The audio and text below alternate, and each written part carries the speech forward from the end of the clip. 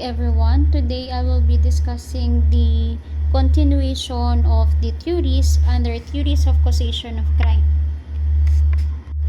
So let us first discuss what is cultural deviance theory.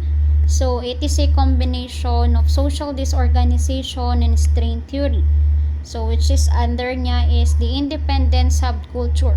So this lower class subculture stresses excitement, toughness, risk-taking, fearlessness, and immediate gratification. So in short, when we are referring to independent subculture, they form their own subculture because they have their own perception. They have their own mindset. In short, may sarili silang norms and may sarili silang rules and regulations which is against sila dun sa culture na pinagmula nila. That is why they form their own subculture, which is the independent subculture.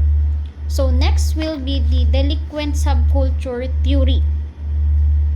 So according to Cohen, in status frustration, it refers to the state where youths are incapable of achieving their legitimate goals in life because of the social conditions that they are into, such as having poor parents and living in slum areas. So with this, Cohen was able to believe that because of status frustration, lower class boys who suffer rejection by middle class, which are the rich people, may tend to form deviant subculture.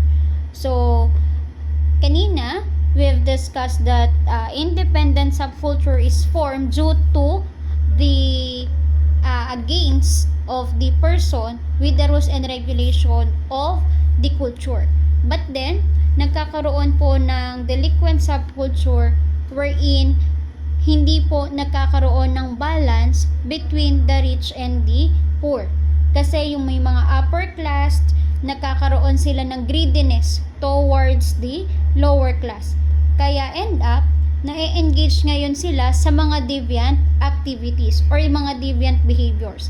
Kasi yung mga nasa lower class, dahil nga po sila ay living in the slum areas, there is a huge possibility na meron silang chaotic environment.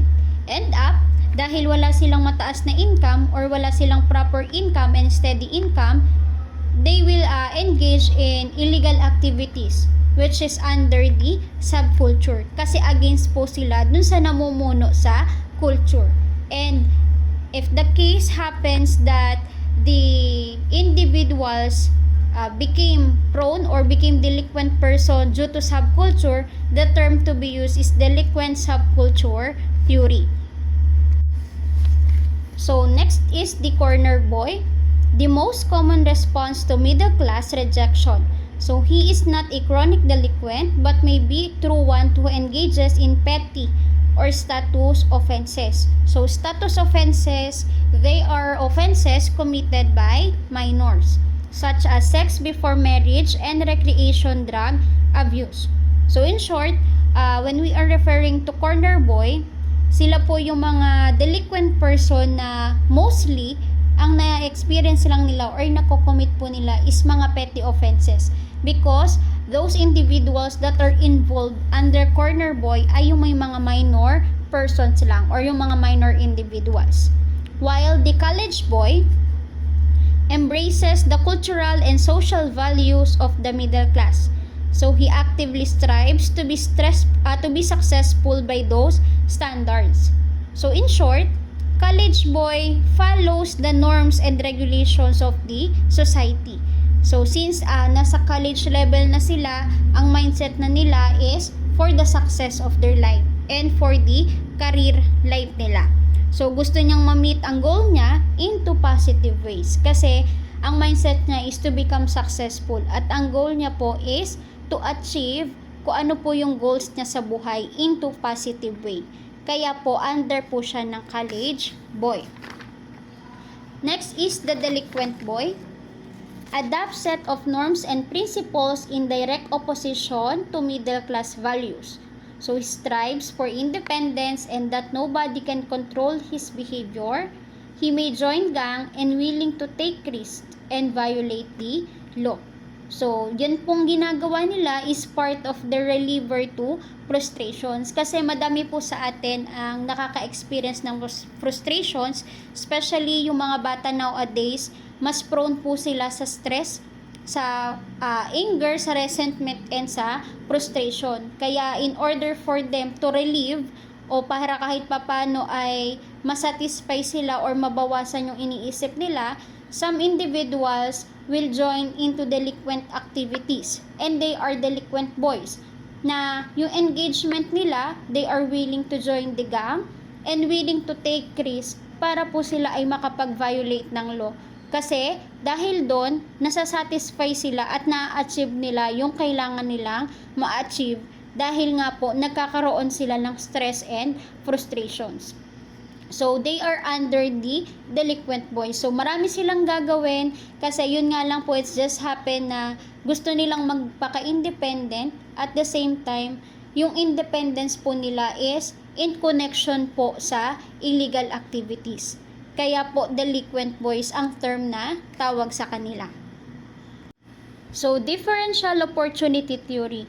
So, according to Cloward and Ollins, states that people in all strata of society share the same success goals, but that those with conventional society will seek alternative or innovative ways to gain success.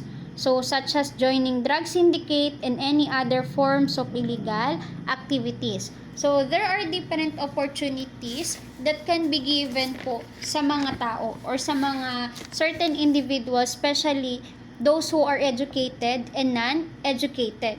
So, para sa mga hindi successful, mostly, they are the one who are engaged into illegal activities. But, in some cases, marami na po nowadays na those educated person, sila pa po minsan yung head ng syndicate. Or sometimes, those educated person are involved din po sa mga illegal activities. So, in pertaining to differential opportunity, they are looking for the opportunity or possible na pwede nilang gawin para po sila ay magkaroon ng sariling income or magkaroon po ng sarili nilang profit. Kasi alam nila na magbe-benefit sila dun sa actions na kanilang gagawin.